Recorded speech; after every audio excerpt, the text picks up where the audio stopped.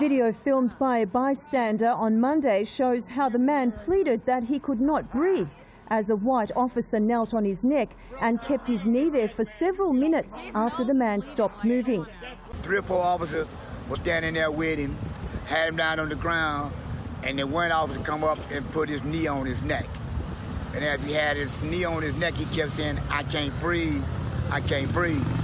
The 4 Minneapolis police officers who were involved in the arrest of a black man who died in police custody were fired on Tuesday. Please. Sadness. It's sad because it didn't have to happen.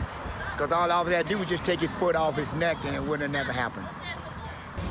The case has drawn comparisons to that of Eric Garner, an unarmed black man who died in 2014 in New York after being placed in a police chokehold. Police said the man matched the description of a suspect in a forgery case at a grocery store and that he resisted arrest. The unidentified officer ignores the man's pleas. What do you want? I can breathe.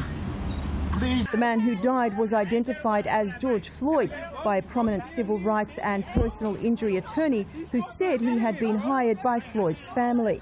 I can't breathe.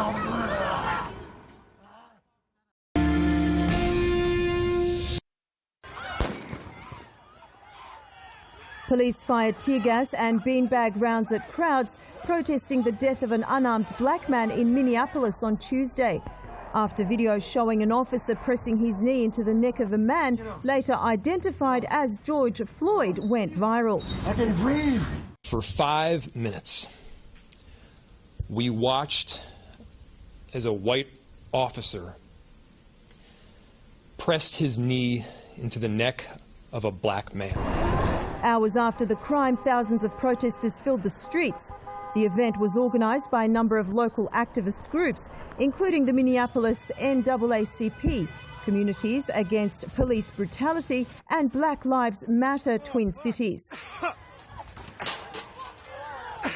Crowds gathered outside the Minneapolis Police Department's 3rd precinct as riot police fired tear gas and what appeared to be beanbag rounds at protesters. Mr. Floyd should have not died. He should still be alive today. That's right. And we urge you all to stand up and fight with us.